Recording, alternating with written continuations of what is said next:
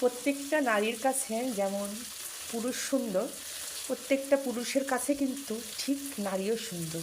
কিন্তু কি জানেন যে এই ভালোবাসাটা কতদিন থাকে? এই ভালোবাসাটা কিছু সাময়িকের জন্যই কিন্তু থাকে। এক সময় দুজনের ভালোবাসা এবং ভালো লাগা কখন যে হারিয়ে যায় দুজনের মধ্যে কেউই বলতে পারে না। কেমন আছেন সবাই? চলে আসলাম আরেকটি নতুন ভিডিও নিয়ে আপনাদের মাঝে। আমি ঝর্ণা, আপনাদের একটা বোন। কখনো কি কেউ দেখেছেন যে ইলিশ এবং চিংড়ি মাছ একসঙ্গে রান্না করে খেতে? আজকে আমি ইলিশ আর চিংড়ি মাছটাকে এক করে দিলাম। দুই বান্ধবী, নদীর দুজনের একটা সুনাম আছে। পদ্মার ইলিশ এবং পদ্মার চিংড়ি, এই দুটো মিলে একাকার হয়ে যাবে একসঙ্গে, যেটা আমি করে দিব। আর কেমন টেস্ট আসে সেটাও আপনাদের মাঝে পরে শেয়ার করব। তো কথা না বাড়াই, চলেন যাই আমার নতুন রান্নাটা আপনাদের মাঝে শেয়ার করি। তো প্রথমে আমি কড়াইয়ে তেল দিয়ে দিয়েছি আর তার সঙ্গে একটু এই পাঁচফোড়নটা দিব, যেটা আমার কাছে খুব ভালো লাগে। ফ্লেভারটা খুবই সুন্দর, মজা লাগে। আর এটা সুন্দর করে নেড়ে চেড়ে, রান্নার ভিতরে সব কিছু আপনি রান্না যেরকমটা করবেন, কিন্তু আমি একটা জিনিস জানি, যত মন দিয়ে আপনি রান্না করেন না কেন, রান্নাটা কিন্তু সুন্দর হয়, খেতেও মজা হয়, রান্নাতেও ভালো লাগে। তো দিয়ে দিলাম 2 চামচ মশলা। আমার সেই মশলা বাটা তো আপনাদের মাঝে শেয়ার করেছিলাম, যে আমি আদা, রসুন, জিরা, সরিষা, কাঁচামরিচ, পেঁয়াজ একসঙ্গে ব্লেন্ডার করে বেটে নিই। বাড়তি ঝামেলা থাকে না। আর যেভাবে সব জিনিসের দাম বেড়েই চলেছে, তো পেঁয়াজ যারা বেশি খায় তারা হয়তো আমার এই রান্না দেখে বিশেষ করে তাদের মনটা ভরবে না, কিন্তু আমি পেঁয়াজ বেশি খাই না।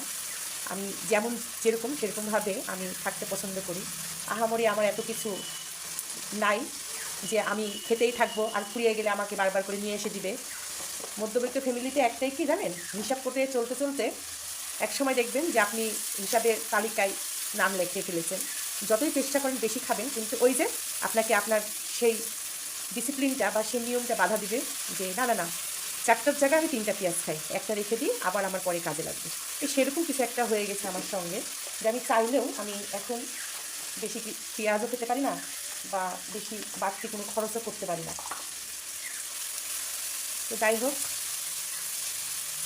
এখন এটাকে ভালো করে আমি কষাবো, কারণ মশলা কষানোর মধ্যেই কিন্তু রান্নাটা স্বাদ লুকিয়ে থাকে, যেটা আপনারা নিজেরাও রান্না করেন, আপনারাও জানেন। যখন আমরা তাড়াহুড়া করে রান্নাটা করি তখন রান্নাটা কেমন হয়, আর যখন মনোযোগ সহকারে কোনো কাজ করি কাজটা তখন কেমন হয়। তো সব কিছু যখন মনোযোগ দিবেন, ধৈর্য দিয়ে করবেন, সাকসেস অবশ্যই আসবে। আমি কিন্তু ইউটিউবে এসেছি শখের বসে, কিংবা বলতে পারেন আমার নিজের জীবনটা কিছু পাল্টানোর জন্য। যে এত বছর তো আমি সংসারকে অনেক সময় দিলাম, বাচ্চা কাচ্চা মানুষ করলাম, বড় মেয়ের বিয়ে দিলাম। তো নিজের জন্য এখন পর্যন্ত সেরকমভাবে আমি সময় করে উঠতে পারি না, বা কি করব ভেবেও পাই না। এক এক সময় এক এক রকম কাজ করি, কখনো বা অর্ডারি কোনো সেলাইয়ের কাজ করি, কখনো বা অনেক রকম কাজ থাকে, বসে না থেকে করার চেষ্টা করি। তো সব কিছু মিলায়ে সেরকমভাবেও কিন্তু মন পাওয়া যায় না সংসারে, যেটা করছে সেটা করছে। তো চিন্তা করলাম যে সব আপুদের ব্লগ দেখি, তারা ডেলি ব্লগের ভিডিওগুলো ছাড়ে, তাদের সংসারের দৈনন্দিন জীবনের কাজগুলোই ছাড়ে। তা আমি করলে আর দোষের কি? তা আমি ইউটিউব চ্যানেল তো খুলতে পারি না। আমার বড় মেয়েকে বললাম যে তুমি আমাকে একটা ইউটিউব চ্যানেল খুলে দেবা। আমি সারাদিন যে কাজটা করি সেটা হয়তো বা দেখা যাচ্ছে আমি সবার মাঝে শেয়ার করলাম, যদি কারো ভালো লাগে সে দেখবে, আর যদি কারো ভালো না লাগে সে দেখবে না, কিন্তু এতে তো আমার কোনো ক্ষতি নাই। আর যদি আমার কপালে কখনো থাকে লেখা যে আমিও একসময় একটা ভালো ইউটিউবার হব, আমারও এই গৃহিণী থেকে আমি 2 টাকা আর্ন করতে পারবো, আমারও কিছু শখ আহ্লাদ আমি এই ইউটিউব থেকে পূরণ করতে পারবো, সেরকম কিছু চিন্তা করি কিন্তু আমি ইউটিউব চ্যানেলটা আমার বড় মেয়েকে দিয়ে খুলিয়ে নিয়েছিলাম। তো তাই বলে আমি কিন্তু এটা চিন্তা করিনি যে ইউটিউব চ্যানেল আজকে খুলেছি, কালকে আমি বড়লোক হয়ে যাব, আমি ফেমাস হয়ে যাব, আমার কোটি কোটি লক্ষ লক্ষ টাকা আসবে। এটা চিন্তা করলে কিন্তু ভুল হবে, কারণ সব কিছু একটা নিয়ম আছে, সব কিছু একটা ধৈর্য আছে, সব কিছুর মধ্যে একটা পরীক্ষা আছে। যেমন আমাদের প্রথমে একটা বাচ্চা জন্ম দিতে আমাদের প্রায় 9-10 মাস সময় লাগে। তারপরে সেই বাচ্চাটাকে আপনি আস্তে আস্তে আস্তে আস্তে করে বড় করবেন। চাইলেও কিন্তু সে বাচ্চা এক লাইফে বড় হবে না। বড় করে দেওয়ার পরে আপনার সেই বাচ্চাটা একসময় স্কুলে ভর্তি করবেন। তারপরে বাচ্চাটা আস্তে আস্তে এক একটা ক্লাস উচ্চ লেভেলে উঠবে। তারপরে এক সময় হবে কি, সে বাচ্চাটা কলেজে উঠবে, ইউনিভার্সিটিতে যাবে, নিজের পায়ে দাঁড়াবে, তো সেটা কিন্তু একদিনে হয় না, একটা লং জার্নি থাকে। তো সেজন্য আমাদের ঠিক এই ইউটিউব চ্যানেলটাও সেরকম একটা লং জার্নি আছে। আপনি চাইলেও কিন্তু এক লাফে বড় লোক হতে পারবেন না, বা এক লাফে তিনতলায় উঠে যেতে পারবেন না, সময় লাগবে। আর আল্লাহর উপর একজন আছে, আমার ভাগ্যে যা লিখেছে সেটাই হবে। এমনও হতে পারে যে আমি ইউটিউব চ্যানেল করেছি, হয়তো কিছু নাও হতে পারে, এরকম করতে করতে হয়তো বা দেখা যাচ্ছে যে আমি দিয়ে যাব, কিন্তু না, আমি নিরাশ হব না, কারণ এটাও একটা কাজ। কাজ করতে গেলে কিন্তু প্রথমে আগে শিখতে হয়। আমি এখনও শিখছি। আমি এখনও অনেক আপু ভাইয়াদের ইউটিউব ব্লগগুলো দেখি, আমার খুব ভালো লাগে। সব ভাইয়াদের আপুদের ইউটিউব ব্লগগুলো দেখি, এক একজন এক এক রকমভাবে ব্লগ ছাড়ে, খুব ভালো লাগে। যার যেরকম সামর্থ্য সে সেভাবে ছাড়ে। আমার আহামরি এত টাকা পয়সাও নাই যে আমি কোনো দামি দামি জিনিস কিনতে পারবো বা দামি দামি শো পিস আপনাদের সামনে প্রেজেন্ট করতে পারবো। এই যে এই কড়াইটা দেখছেন, এটাও কিন্তু আমার বড় বোন আমাকে গিফট করেছে, যে তুমি তো রান্নাবান্নার ভিডিও বেশি করে দেখাও, তো আমি তোমাকে এটা দিই। তো আমি একদিন চিন্তা করছি যে এই কড়াই রান্না করতে কিন্তু আমার কিন্তু খুব ভালো লাগছে। তো আমিও এখন চিন্তা করছি যে আস্তে আস্তে করে সংসার খরচ থেকে কিছু টাকা বাঁচিয়ে বাঁচিয়ে যদি আমি আরেকটা কিনি, তাহলে হয়তো দেখা যাচ্ছে আমার আরেকটু ভালো হয়।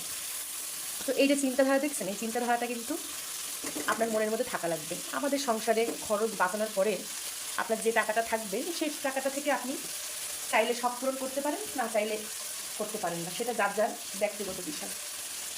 তো আমরা মেয়েরা কিন্তু এই সংসারে টাকা বাঁচিয়ে বাঁচিয়ে কিন্তু অনেক কিছু করি। আহামরি এত টাকাও হয় না একটা মধ্যবিত্ত ফ্যামিলিতে। তারপরে এখন যে অবস্থা চলছে, এখন তো বাজার সদাই কিনতে গেলে যে বাজেট আপনি করবেন, সেই বাজেটটা কিন্তু আপনার হবে না।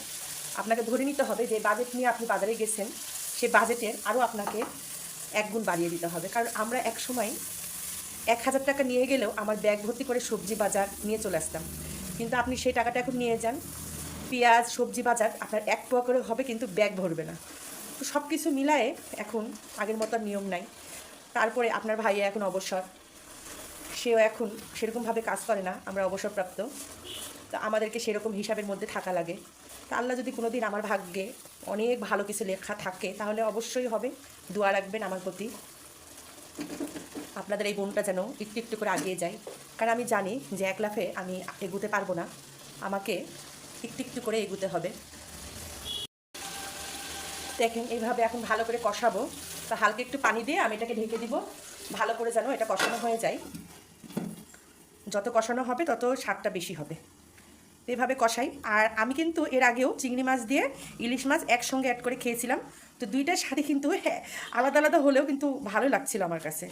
তো আমি আবার নতুন করে দেখি, বারবার এক জায়গায় ইলিশ মাছ, এক জায়গায় চিংড়ি মাছ, যেহেতু চিংড়ি মাছটা আমার ছোটো মেয়ে একটু বেশি পছন্দ করে, তো ভাবলাম যে কয়েকটা চিংড়ি মাছ আছে সে কয়েকটা বের করে একবারে রান্না করে নিই, সবাই মিলে একটু খাওয়া হয়ে যাবে। তো যাই হোক, দেখতে থাকুন। আর অবশ্যই আমার চ্যানেলটাকে সাবস্ক্রাইব করে দিবেন, এবং বেশি বেশি করে লাইক দিবেন, কমেন্ট লিখবেন, এবং এই বোনটার পাশে থাকবেন। আর রান্নাবাদে কেমন ভিডিও দেখতে চান অবশ্যই আমাকে আপনারা কমেন্টের মাধ্যমে জানাবেন, যে কেমন কেমন ভিডিও আপনারা দেখতে চান। বিশেষ করে সংসারের আরও অনেক টুকিটাকি কাজ থাকে, যেগুলো আপনাদের মাঝে আমি শেয়ার করি না, কারণ অনেকজন আছে যেগুলো হয়তো দেখতে পছন্দ করবেন না। কারণ ইউটিউবে যখন আমরা ঢুকি তখন কিন্তু প্রতিনিয়ত প্রত্যেকটা মানুষেরই ভিডিও আসে, এক একজনকে এক একটা বিনোদন দেওয়ার জন্য এক একজন ভিডিও করে, সবাই তার সব কিছু দেখা পছন্দ করে না। এই ভয়ে কিন্তু আমি আপনাদেরকে অনেক ভিডিও আমি দিই না, অনেক কাজই আমি সংসারে করে থাকি, সেগুলো আমি দিই না, যে কোনটা আপনাদের ভালো লাগবে কোনটা ভালো লাগবে না। তো রান্নাটা আমাকে বেশিরভাগ করা লাগে। সকালবেলা নাস্তা বানিয়েছি, পরোটা বানাইছিলাম, ভাজি করেছিলাম, ভাত ছিল, ভাত ভেজেছি। তো এগুলো দিয়ে নাস্তা করা হয়েছে, কিন্তু সেগুলো আপনাদের মাঝে আমার শেয়ার করা হয়নি, প্রায় আমি শেয়ার করি না, মানে একঘেয়েমি হয়ে যায়। তো রান্নাটা দেখি করার চেষ্টা করি আপনাদের মাঝে।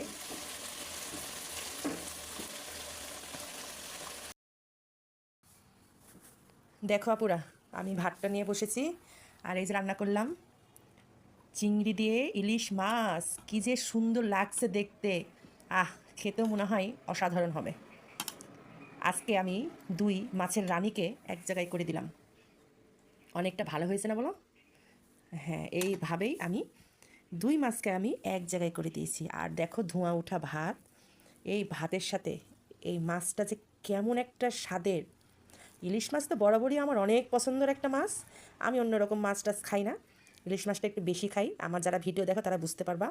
আর চিংড়ি মাছটা আমার ছোটো মেয়ের অনেক পছন্দ, তা আজকে আমিও খেয়ে নিচ্ছি 2 রানীকে, মাছের রানী ইলিশ সেই ইয়ামি টেস্ট হয়েছে, সেরকম একটা টেস্ট, অসাধারণ। ইস, যদি একটু তোমরা আমার সঙ্গে বসে খেতে পারতে। দেখো।